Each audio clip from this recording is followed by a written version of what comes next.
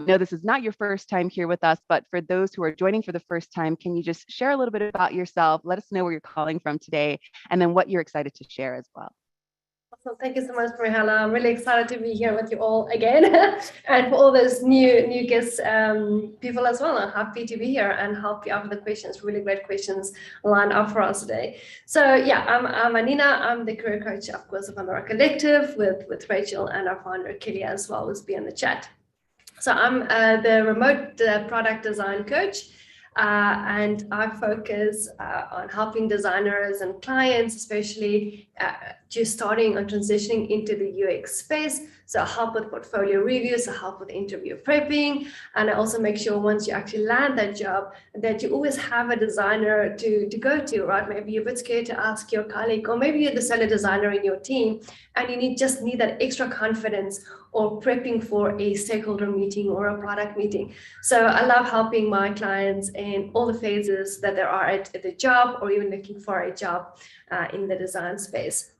I have about 10 years experience in product design, hence being the product design coach at Pandora Collective as well. And through my experience, I've worked with different various industries. I've worked in corporate, I've worked in startups, I've worked in medium organizations. So I really have the wide experience to help different clients being in different areas of their life, working for different companies, and also have strategies into which company or type of company or industry you really want to be in. So I've got quite a varied expertise in design as well as in companies and how design works within companies.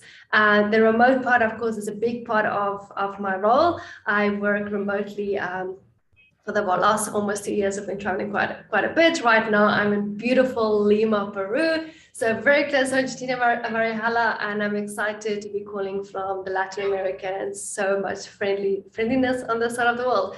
So that's kind of the short of me. There's a little bio if you want to read more, and of course we'll connect during this hour. So once again, I'm excited and excited to answer the questions. Over to you, Marihala or Rachel. Thank you, Anina. Rachel, let's dive into your introduction. So I know you've also been here before, but for those who have not joined a conversation where you have been a guest speaker, can you tell us a little bit about yourself? Also, let us know where you're calling from today, and then whatever you'd like to help us set the stage to dive into these questions. Yeah, sure. Thanks. Well, yes, as excited as Anina to be here. It's great to be back and always have very cool questions submitted before the event. So really looking forward to answering some of those and some that will come up as well as we speak. But yes, so my name is Rachel. I am French, grew up in France and lived in lots of different places around the world, and then came back to have been in France for the past 6 months or so now already, so in Paris. And so since, I guess, when I said I moved abroad, so I lived in the UK, in London, most of my life. I spent a bit of time in Hong Kong, and most recently I was living in Bangkok, Thailand, where I was working for a travel tech company. So my background is primarily in recruitment, and I guess that's ranging from recruiting for all types of roles, whether it's sales, commercial, finance, HR, mostly corporate positions. I haven't really done sort of tech recruitment, but of course the principles of recruiting and interviewing are the same, and have recruited across sort of entry level to kind of VP or senior sort of management roles across all over the world. And sometimes it has also meant that candidates had to relocate to join their jobs, and this is kind of how I got connected to Pandora Collective, really getting involved in helping clients, advising clients on what should be the sort of things that they should be looking out for when they want to relocate. So we know recently there was a particular client who wanted to relocate from the US to Portugal, and of course, helping people interview for jobs in different countries, especially now that when you think of remote working, that happens a lot.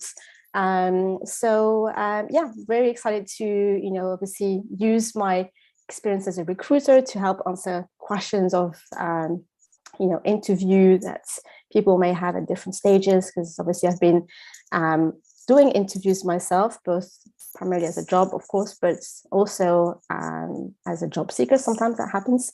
so yeah, I'm looking forward to sharing all my wisdom, if I can, today. Yes, I love it. I love it. Thank you both for those beautiful introductions. And just for those who might, want to have this umbrella, set the stage up by covering the key takeaways for today. As before we go into the questions, I'm just going to briefly read what's on the screen here today for easy access. So our guest speakers are going to talk about how to target your audience during interviews to have a greater impact, the right questions to ask at the right steps, and how to prepare for each stage of your interview. So I'm going to stop sharing my screen now so that I can pull up these awesome questions that you all have submitted previous to today's conversation. And again, if at any point you have a question that comes up, please drop those in the chat. We have some folks from the Allura Collective team in the chat that's also going to be dropping some helpful links. So be sure to be looking out for those links there. And again, if you have any questions, please bring them up. So let's set the stage with this first question. Rachel, I'm going to throw this your way. So what is the recruiter looking for during the interview process? Yeah, that's a very good question and definitely on topic, right? So a recruiter is the first, interaction that you as a candidate, you'll get, working for that company or interviewing for that company. So it's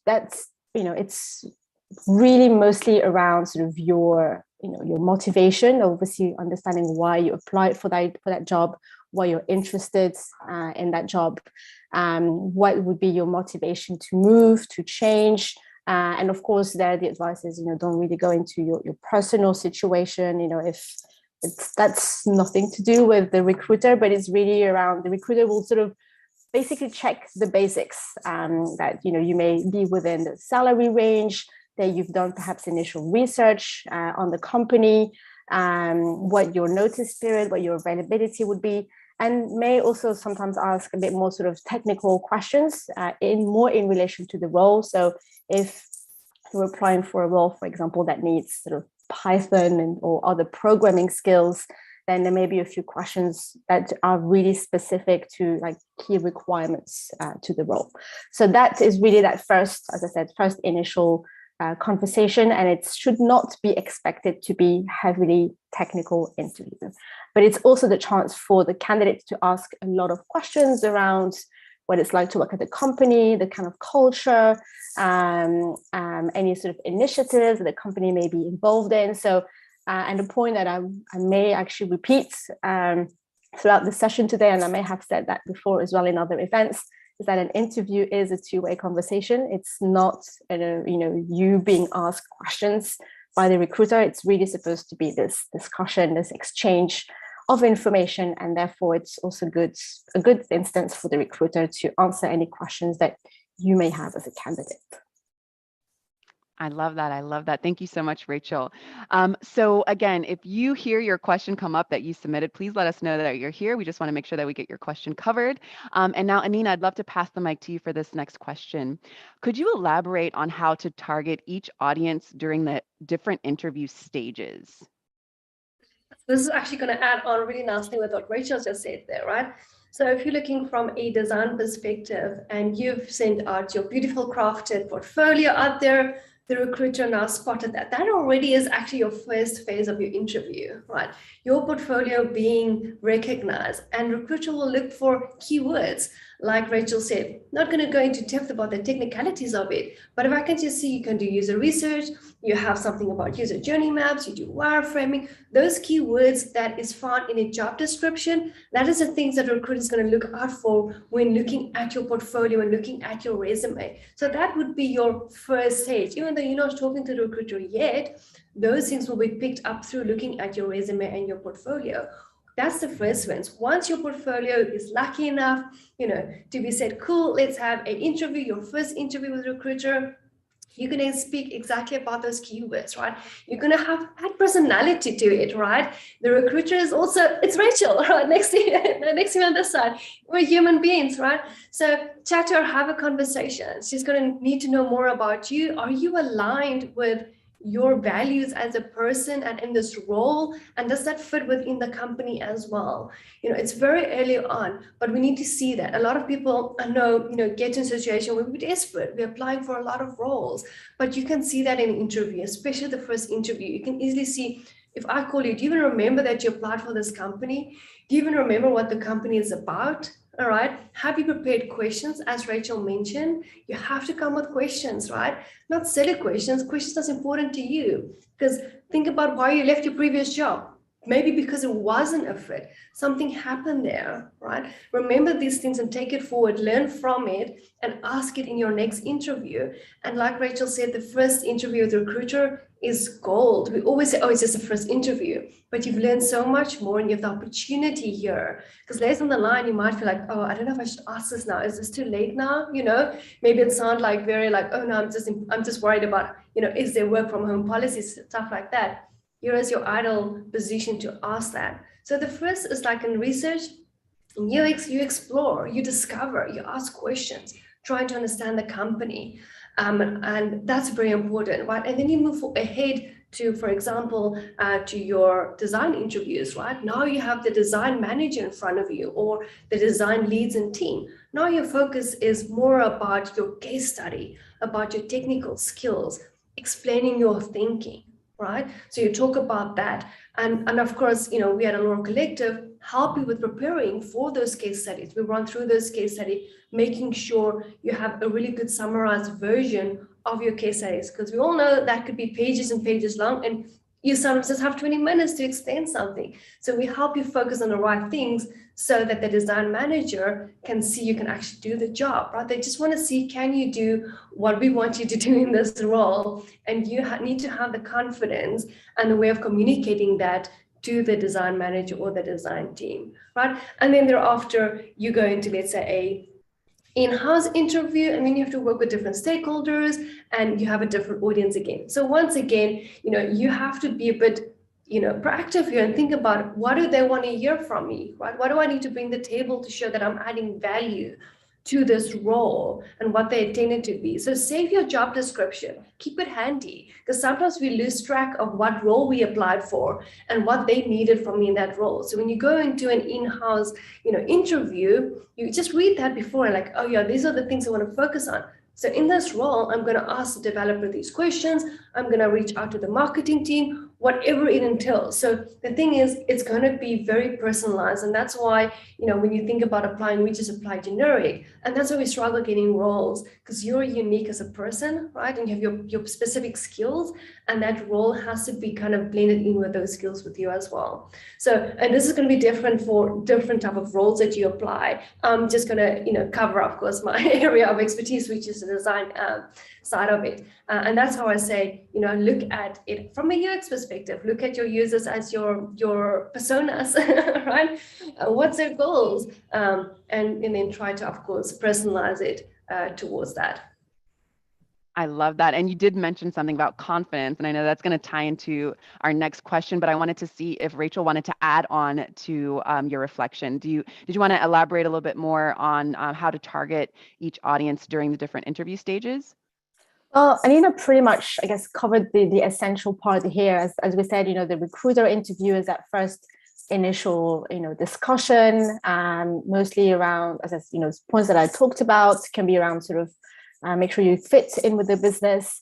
The next step, if you have an interview with the hiring manager, this is likely to be more technical. So obviously it can be, design type questions that Anina just talked about. If you're applying for a job as an accountant, you may get specific questions around your actual accounting knowledge, perhaps, doing sort of month end or closing. So those types of more technical skills. But then there'll still be that element of, cultural fit within the team as well. So there will be, fitting within the team, and the manager will be looking out for, making sure that you would fit within the people that you would be working with. So again, here's still the opportunity for you to ask questions about the team that you'll be working with. Then sometimes, if you do have another interview after that, depending on who you interview with and the level of the role, it may be more on the strategic side, when you've been creating, I don't know, vision or a strategy or putting a plan in place. So yeah, really thinking that really obviously who your audience is will determine, how you should prepare for the interview.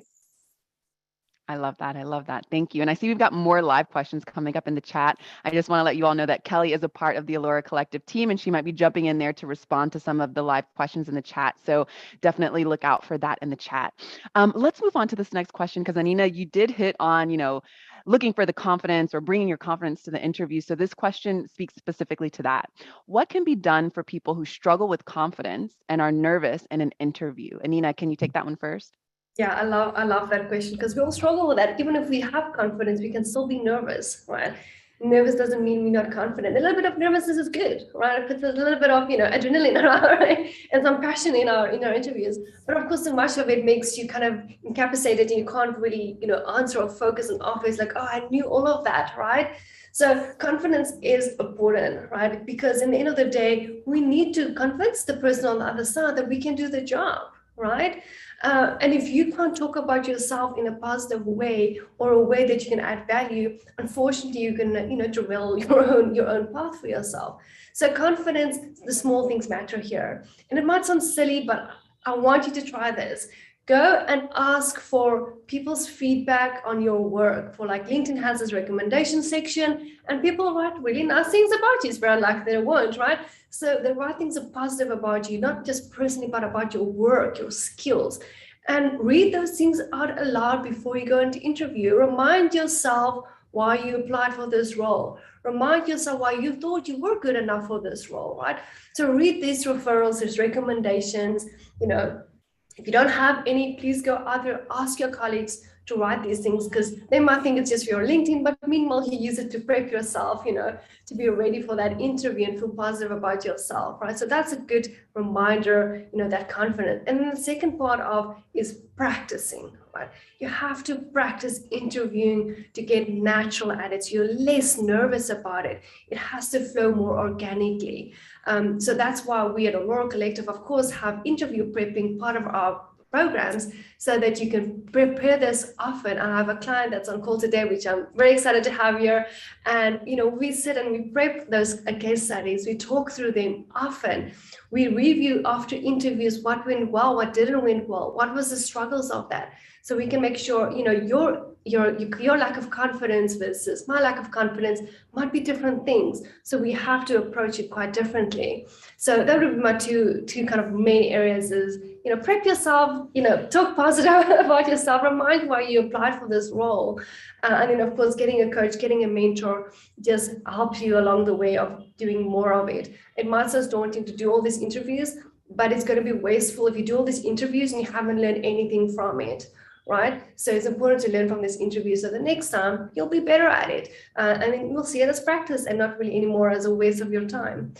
So that's kind of my 2 cents on it. Rachel, I would like to hear what you think. Well, I think I was exactly thinking about this person who's on the call today. I don't know if I think I've mentioned her name already earlier, but I think she's a great example of having showcased an increase of confidence as she's been doing some sessions with us, and I think that has been great to witness, and progressively she's getting more and more interviews and has kept us in the loop. So that has definitely been great. But I think, as Anina said, the practice piece is definitely important. My advice here is, you have to find questions on the internet, find interview questions, write them down, and then write your answer. And I've done that myself in an Excel spreadsheet, and I've structured my answer in a STAR format.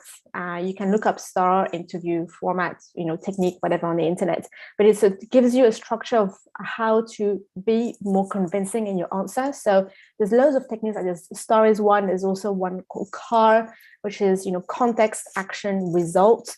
So the context is, kind of giving the whole general situation of, what was the issue. The action is what you did to resolve that issue, and then the result was the outcome, and that gives a really good convincing answer. If you structure your answers like this, and this is why I suggest to write these questions and you write the answers, and you use often I don't know, once or twice a day, you look at them, you reread them, you kind of become accustomed to, you practice, I guess you exercise your mind to come up with these specific answers, which will be convincing. You're kind of learning them by heart, but you don't want to be too comfortable with them because you don't want to sound, like a robot or anything. But that will really help, because if you do get a question that may be slightly different in an interview, you will automatically remember this one that is kind of similar, and then you can still adapt it, and it will actually help you when you have to think on the spot. And sometimes that's also when we get nervous. We're like, oh my God, how do I answer this question? So that's just to add to what Anina said. So the practice, and then the structure of interviewing, and of course the preparation as well. But of course, I just want to say that, we help with that. And there's quite a few clients that we've also supported with finding what should be the questions that they are likely to be asked in an interview. If you're, whether obviously depending on the job you're applying for as well. So yeah. Awesome, Rachel. And I want to keep the mic on you, because I know that just as you pointed out, maybe you might be nervous and might say something wrong, or you might have to improvise something that you weren't expecting. So this question kind of leans into that. How do you bounce back after you notice the interviewer may not have liked your response? Well, how do you know the interviewer may not have liked your response? I think there's can be loads of cues. It can be, visually, like this. You feel like you see someone like frowning or making a funny face. But there's loads. Well, there's more and more interviews nowadays where to remove bias, it may not be. You may not have a video anymore, so you just have to kind of like guess with how the person is answering. And sometimes it's really hard to figure out. And of course, then you have the interviews that are kind of face to face or in person. So that's a bit easier to say. But my point here, and again, I'm sort of repeating what I mentioned a few minutes ago in response to another question, is ask questions. You can ask, the person that you're speaking with, like, oh, actually, was my answer clear? Do you need more information? And let me know if you need another example. So taking the initiative to make sure that communication is clear, that will really help. And of course, if the interviewer is not so sure, or sometimes you may have recruiters that are actually interviewing for very technical roles, and we don't have all the technical knowledge, or we don't really know all the roles. So sometimes we get explanations from candidates and we're like, I have no idea what the person is talking about because it's too technical. So that's why don't hesitate to ask these questions, and then you'll see that perhaps you may get an answer that's actually asked in a different way, and then you realize like, oh wow, I've actually answered this completely wrong. So yeah, don't hesitate to ask questions and see if if your answer has been kind of understood the right way. I love that. Anina, anything to add there? How do you bounce back? Yeah, I think if you do realize, the response is maybe in your perspective perceived as negatively, or, on that regard, then I would really say if that response that you gave the interview is essential to your, to your interview, to the job, and you have the vocabulary to clearly and concisely explain that reasoning, then just go for it. But you have to make sure you have the right words to use, right? You don't want to aggravate this. And if it's not essential to the job or to this process, then I would probably think it's much better just to move on to a different one, right? Because you don't know what the intention was or why that person reacted that way. And maybe sometimes it's not even about you, right? Sometimes it could be something else. So it depends on situation. You have to kind of observe if it's worth it. And then you have the rationale to actually defend that or explain that, to unpack that response if it was perceived as negative. I love that. Thank you both for those thorough responses. And I love doing this as well, kind of putting what we're saying and practicing into our real lives now. So if you all are interested in connecting with folks who are on this call, we got quite a few folks on this call. Of course, please connect with the women here at Allura Collective so that you can dive in deeper. But if you are also looking to build your network, and maybe you have some interviews coming up and you want to do some role playing, please drop your preferred ways of connecting in the chat box. And I encourage you all to reach out to a couple folks. I'll leave the chat open so you can click on those links before I close the chat for today's conversation. But, please reach out with respect, and encourage each other in their interviews. I think that will be really interesting and supportive. So feel free to drop your preferred ways of connecting in the chat. All right, so let's move on to this next question here. How can someone new to the workforce effectively communicate that they can do the job without years of experience? So Anina, I'll let you pick this one up. I think I hear this often, I hear this from juniors, I hear this from people that has experience and thinking, oh, it's so new. And the trick here is, luckily for a designer, you can create experience and an example from nothing, right? And how you do, okay, that sounds silly. How do you do that? The thing is, if you're going into UX, we solve problems, right? And problems are around us all the time. So if you're new for a UX role, but you have experience in, maybe you're in education or you come from the health, it doesn't really matter that much. Just take that experience, find a problem in your previous job, your previous industry, and solve it the UX way, and write a case study about that and explain your thinking and how you came to your solution, right? So the fact is, you can leverage your experience in a different industry, problems that you have seen, and you've addressed that with your new skills, which you have either learned on yourself or through a course, and applying that in solution. And you can talk to the recruiter, you can talk to a design manager about that. So I almost find like this is a very frequently asked question. It has a really simple answer, right? There's problems, it will actually, it's to your benefit. It's fine if it's right now you think, oh, but that's only hypothetical.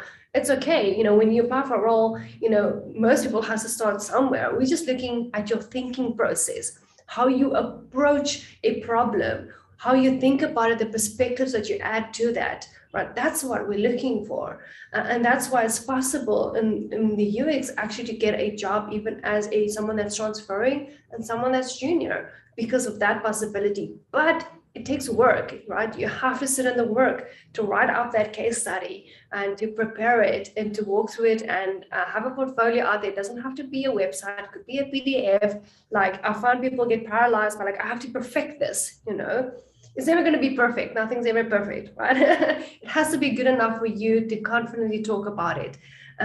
So that's, I would say, to your question that you asked, Marihala, is if you're new to this and you don't have experience, you just have to sit down, you have to write it down and prepare that for your interview. Awesome. Thank you, Anina. Rachel, would you like to add any tips for any, newbies to the workforce? Oh, and I think you're still on mute. Yes, I was just going into this explanation. I was actually saying, yes, it can be newbies to the workforce, but it can also still apply to you if you're maybe doing even a career pivot, and if you're changing and you're doing something completely new.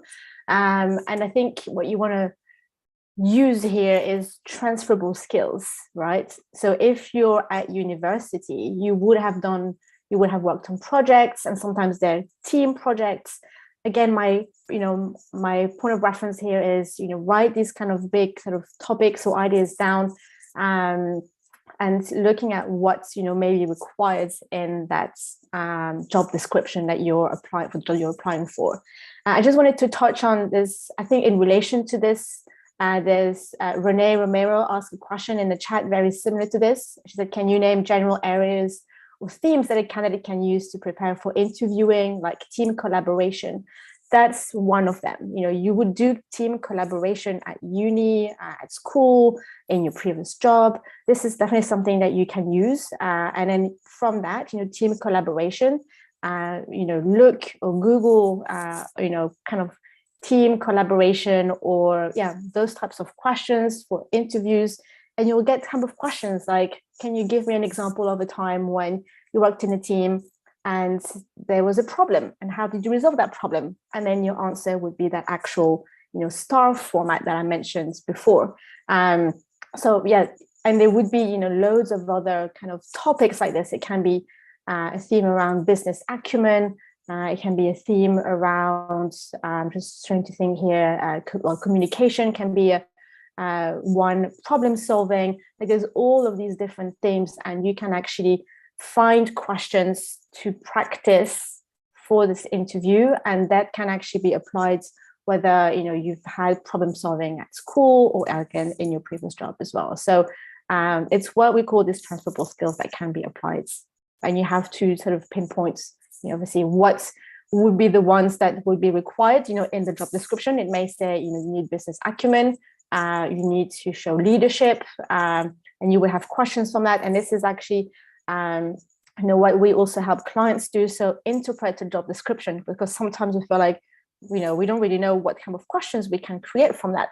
So we've often helped clients analyze the job description and then create kind of practice interview questions from that as well.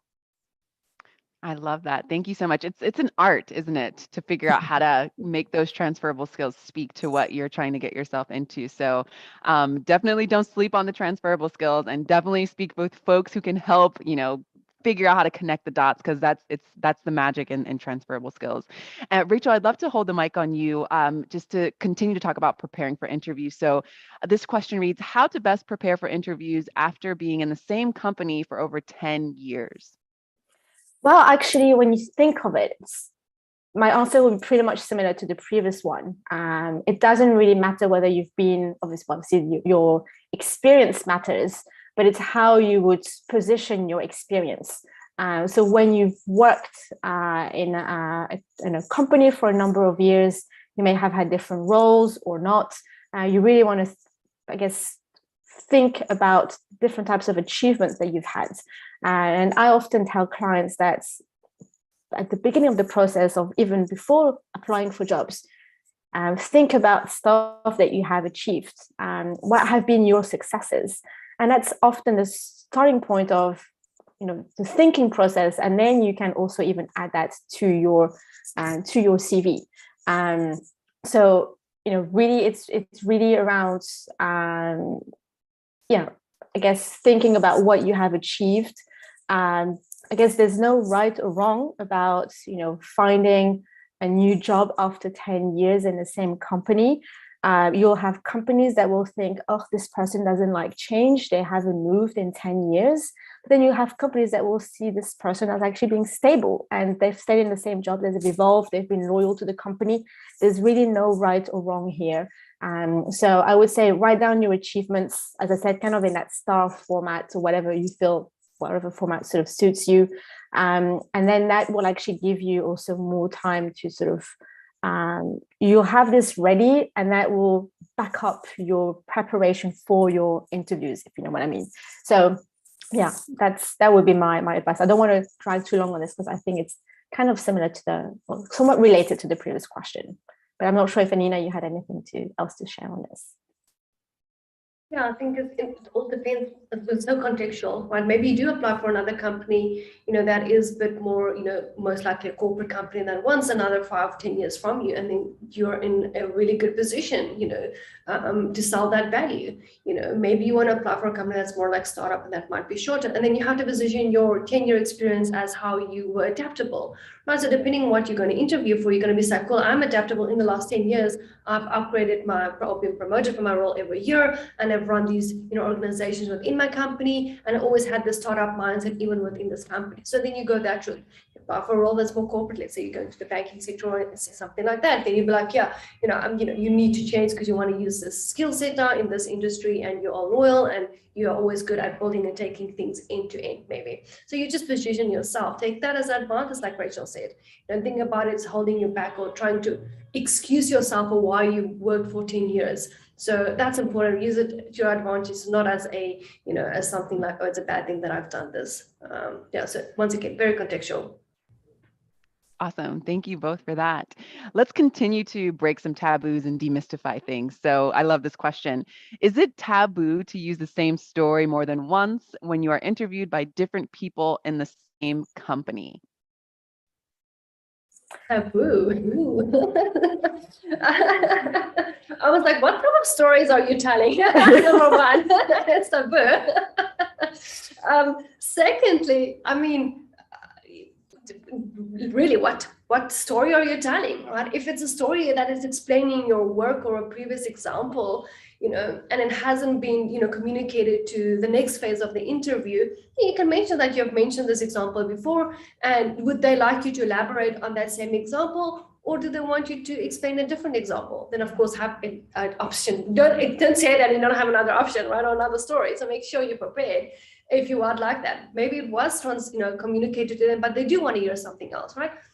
There's no like taboo of asking them if they want to hear the same thing as well.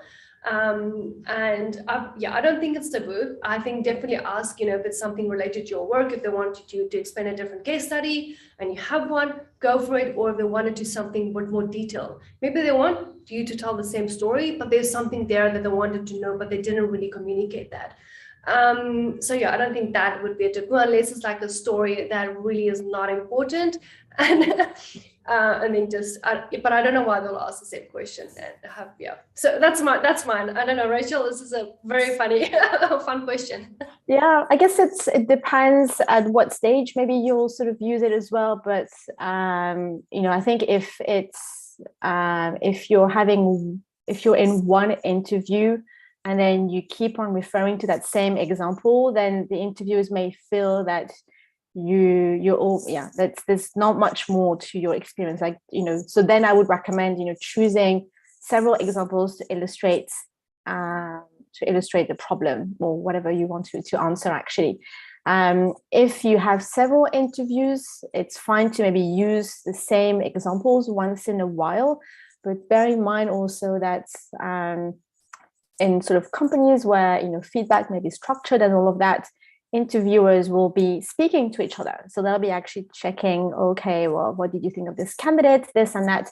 And so they may say, oh, they use this example, which I thought was quite good. And then someone may say, oh, yeah, I've heard of this example as well. So they actually use the same one. So they could be, feedback that is exchanged like this after the interviews. So I would say, the more stories you have to tell that are relevant, the better. But of course, you just want to I think what is most important is the structure of your answer and ensuring that this actual story is really relevant and makes an impact.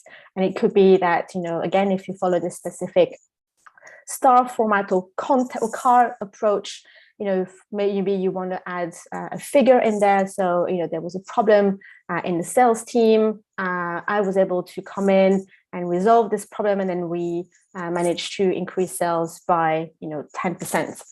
So they may ask you, well, what did you do specifically to increase the sales and resolve that problem? So the conversation will continue here. But if you use this example several times, you may actually add different elements to your answer as well. So I think it's all within certain boundaries. That's really the right answer. I love that. And then I wonder if this person is here live with us who submitted this question, because, there is this, you all spoke a lot about the elevator pitch, speaking about yourself and being able to have the story of yourself, down to a T so that you can just say that in your sleep. So definitely, just to be clear, they're not trying to deny who you are in a part of the interview. So make sure you still share, your personal, like who you are, why they should hire you, but to add, flavor and different colors there as well to add options. So I just wanted to reiterate to that. They want to know about you. They want to know your story. So don't take that out of it. Okay. Okay. So this is one of my favorite questions that was submitted. So as we see, lots of companies are being asked and sometimes demanded to change, to be more inclusive, to be more equitable, to, all of the diversity, equity, inclusion, belonging initiatives. So that puts the interviewee in a really interesting position. So this question reads, what kinds of questions can I ask to clearly assess work culture and see if the company actually practices what they preach and its values? So Rachel, I'll start with you. Yeah, and that final part is quite interesting because loads of companies say that they are fantastic and then they have the fun and everything, but then how do you know that it's really true? So my answer here is, again, ask questions. And you can ask, so first of all, the point is, you have to figure out what is important for you. Are you looking for a company that is diverse? Are you looking for, flexibility in the working environment? So make a list of what is key for you. And then you actually, and especially if they say that they're 100% remote company, and that, there's they trust their employees to work autonomously, then perhaps you've seen a comment on Glassdoor or something, and then someone saying like, oh, I was being checked on my work like every 5 minutes. So then you feel like, oh, there's a bit of a concern with actually what they're preaching here. So here you would want to ask specific questions on that, for example, right? This is just this example, but so you would ask the recruiter like, well, can you give me an example of, like how are people expected to work autonomously? If your question is around diversity, you could ask, can you explain what type of initiatives you have to promote diversity within the business? So these types of questions could be asked a recruiter. You could even, I guess, adapt them to, your interview with your line manager or the hiring manager. So you could say, well, the company promotes diversity. Can you give me an example of when there's been diversity that has been promoted in the team or advocated for in the team? And so these types of questions will, really help you assess, and you should be able to get a specific answer. It could be, again, you want to work for a company that rewards people by, not just perhaps financially, but that people that have been promoted, and you want to be promoted yourself. So then you can ask, well, can you give me an example of someone who was recently promoted in the team, and, how did they perform? What objectives they had to achieve? So really ask these open-ended questions so that you get kind of a best answer as possible. And then, the tip here is that, obviously take a couple of notes. At the end of the interview, have a kind of debrief sort of session with yourself and really see, what you feel has provided you with a convincing answer as well, because that is important. And you may ask the same questions to more than one company if you're interviewing in different places, and see which answer you like best. I love that. Anina, anything to add there? How to best assess the work culture? Yeah, that's brilliant. I think I love what Rachel said. We always say like culture is so foggy to us, so vague. What does culture even mean, right? But that's exactly it. You have to know what it means to you before you can actually understand if this culture works for you. Sometimes we move companies like, oh, the culture wasn't great for me. But do you even know what culture you want? Do you even know what you want from another company?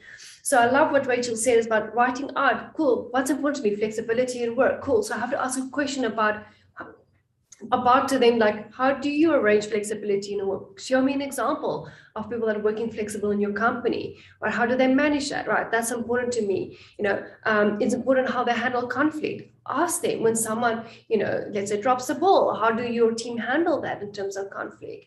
If you're about, making sure that you work in an inclusive culture, you ask them what efforts are they making, for being inclusive for underrepresented employees. So list the things that's important to you, and then ask a question that's useful, not just a yes and no answer, because they might just say, yes, we do. Okay, cool. Give me an example of how you do this. Yes, we have remote. This is the most, popular one. Like, yeah, we're remote.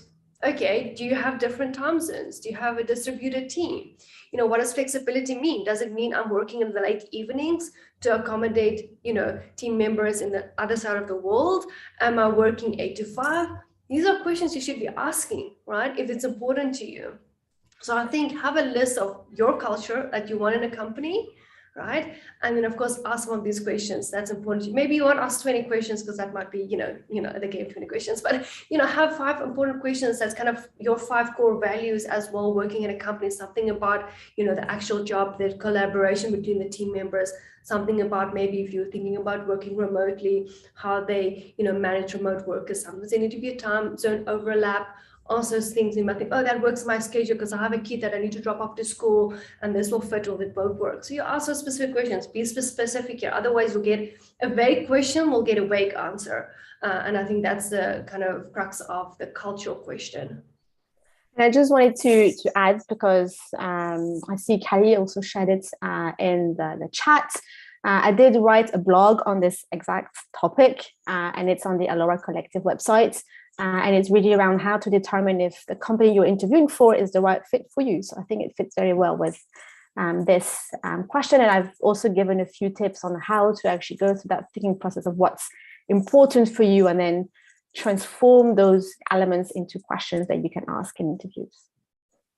I love that. I love that. Definitely go and check out that link that Kelly dropped in the chat. For those of you who are rewatching, you go to aloracollective.com and the blog post is how to determine if the company you are interviewing for is the right one for you, as Rachel said. So let's move on to this next question. Anina, you kind of touched on this, but I would love for you to unpack it further if you find it necessary. How should we raise questions about work-life balance and time zone issues? So you mentioned, bringing them up, but when does one bring that up? I think it's, you can, of course, maybe not early on, but you can ask more specific questions. Like my previous example would be, you say you have a flexibility arrangements. I take my kids to school on Wednesdays. Is it okay if I, show up a bit later, on that day, right? So that is a question to ask specifically to your circumstances, right? So for example, I work in different time zones. I'm right now in Peru, so I'm on the, American time zones. I have clients and companies I work for in Europe and that side of the world, right? So I'm more prepared for this. I would be like, okay, cool, what is my meetings? Can we reschedule some of these meetings to fit in a more global time zone? There's a lot of apps out there to, sort the time zone issue. Of course, I've changed within my company, but this you can ask beforehand. Where are the team members? Okay, cool. One is in America, one is in Europe. How do you schedule meetings? Do you have asynchronously meetings? Do you have one meeting a week that everyone comes on, on a call and we have a discussion, right? So on that question, I saw the word issues. And I think if you think about it as being an issue, it's going to be an issue, right? So I'd rather say it's using it as an opportunity to find out, do they work in different time zones? Because working remotely doesn't mean you work necessarily in different time zones. Some companies are remote within a specific set of time zones. So that usually is sometimes indicated in the job spec. And that means it's important to them, right? Because they might have synchronously meetings or client meetings that you need to be part of, right? Work-life balance, it comes up a lot because people are getting so burnt out, and it's because we're not addressing these questions. We're not saying, I have a kid to take to school, or I have go to the gym because that's healthy, or I have a therapist appointment. You don't have to say it if you don't feel comfortable saying that, but you need to know what flexibility really entails. I find that a lot of companies will say, yeah, we're flexible, and then you sit in front of your computers 10 hours, 12 hours a day with no flexibility. Right. And so unfortunately, sometimes you only realize these things when you're on the job, because, they might be really good at, portraying this remote friendly company, and Glassdoor might have some positive ones, but it really depends on the team that you're going to work for. So ask for situational questions like, how does your day look like? Maybe there's 3 designers there. How do your typical day look as a designer? Right? And they will explain to you, and someone else would look something different, and see if you can find things about, I do extra activities like rock climbing, and I do this on a Wednesday morning because I want to get some fresh air. So look if you hear those things. If you don't hear those kind of also personal things that they do during the week, then there might not be as much of a balance. Some people are really just workaholics and they think that's balance, right? So you have to look at those little gems when they answer your questions. I love that. And I think just to refer back to the importance of seeing if the work culture fits with your personal life culture, that is one of the things to make sure we figure out the question that we want to ask to make sure that it's going to be a good fit, a good add for both parties, right? So maybe my balance isn't going to be balancing what the work is that you're expecting me. So maybe that's not a good fit for me. So I think it's an interesting way to start to, cross potential companies off of the list that might not resonate with the way that we live. So I appreciate that call out there. So we do have about 10 minutes left. I'm so happy that we're getting through almost all of the questions that were previously submitted. We have 3 more, and then I know we've got some that I want to raise in the chat as time allows. So Rachel, I'd love to hand this question over to you. Is it okay to reach out to another recruiter for the same company if you haven't heard back from the original recruiter? Well, yes, why not? I guess you have nothing to lose, right? But it depends just so, how long or how many times have you followed up with your recruiter? If it's been 3 or 4 times, over the course of, let's say, like once a week, that becomes kind of frustrating, right? So then you could reach out to another recruiter. You could try and find out who the line manager is for the role, saying you haven't had feedback. And typically recruiters can be very busy because they juggle roles. But there's also been times when perhaps you're just being ghosted, and it happens, you just have to admit it. Not every recruiter is a star. But yeah, and I would say, you can only do your best in trying to reach out to people, but there's only so much that you can do as well. So yeah, I would say it's okay to reach out to another recruiter if you needed to. I love that. All right. So last two questions here. Any tips for answering situational questions? Anina, what do you have to say about this one? Myself there. So I think it's like there's two parts when I thought about, this question. It could be, related to, tell me about a time when you experienced conflict or you had a difficult or complex problem, and then, hopefully you have an example, but the best way really to prepare for these questions is to actually, the more you do interviews, the more you prep for them, the more you Google them, you'll find a lot of things that could be asked you. So for designers, there's some things that have, been asked often. So have a kind of a knowledge base built up for these types of situational questions. But sometimes along the line, there comes a question and you have no example. You're like, there hasn't been a time that this or this will happen. And then you have to use how you would handle it, right? To be honest, like, in my experience, I haven't yet came across the situation, but if this would had to happen, this is how I would approach it, right? So there's nothing wrong about, I actually appreciate that. It tells me, okay, you think about when this happened because it might happen, and you're prepared for a situation like that. So if it's something like, your work related, you explain that you haven't yet experienced that, but you would handle it this way. Of course, the more you prep for interviews, the more knowledge base you have of examples.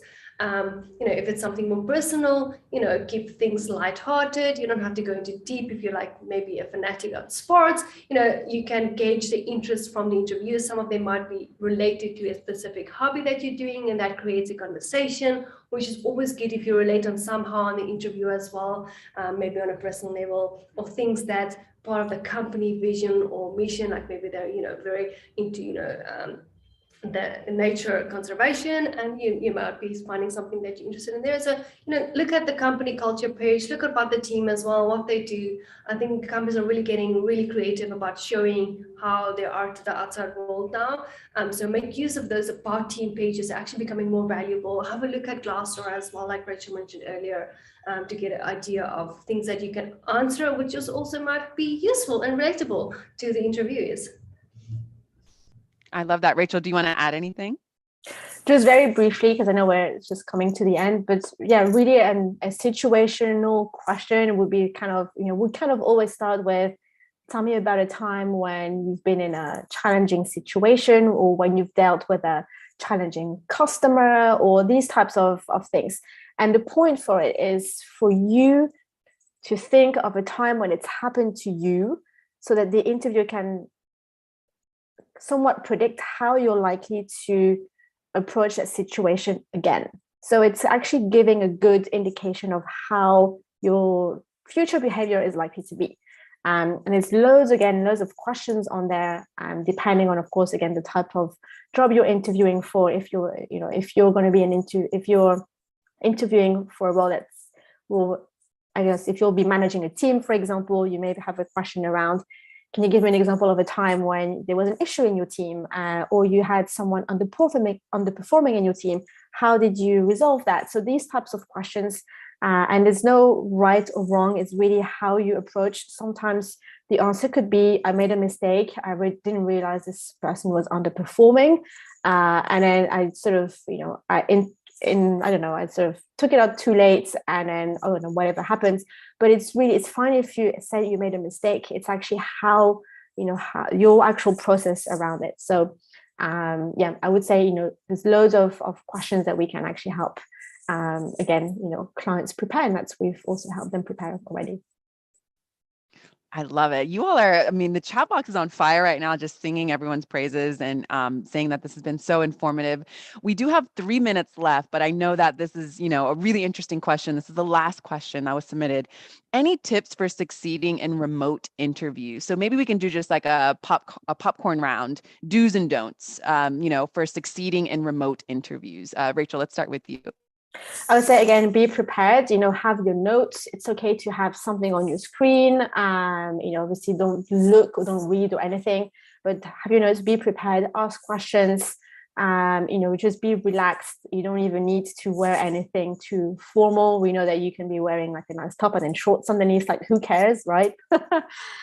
So yeah, I would say, find out who your interviewer is likely to be. You could even book a session with us if you wanted to practice beforehand. And then I'll let Anina add anything she wants to add. I think be comfortable. It's a race about clothing. Just be comfortable, because if you're not comfortable, you cannot be yourself. And what we're really looking for is being yourself. We know it's already hard doing it remotely. So try to be comfortable so you can be yourself. Put a sticky note next to your camera right here, right? And put a smiley face on it to remind you to look into the camera, or a photo of someone if you feel like, oh, now I feel like I'm talking to someone, that, I know, so you're a bit more comfortable at that. Make sure if you like, let's say you use a Windows machine, that you make sure that it's started on, it doesn't have any strange updates that will make you late for your call, and your take on and your mic and everything is sorted out, because those little things stresses you out. And then you're going to be all more nervous when you actually have to just be on the call and just be calm and have some water, have some fresh air around you. And then I think you'll be good to go.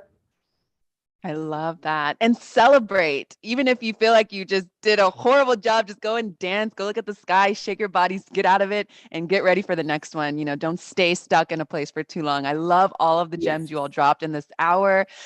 We've got 1 more minute left. So I'll just use this time to, again, say thank both of you. Allure Collective, you all are always just like the bomb, like amazing with all the work that you all are doing. So I definitely recommend those of you who are either rewatching or joining us live to check out their website. They have so much, so many valuable resources there. You can also book some time to chat with them and connect with them on LinkedIn. Thank you everyone so much. Good luck. The interviews coming up, and I hope that this has been really helpful. Good luck, and we'll see you on the next one, everyone. Take care.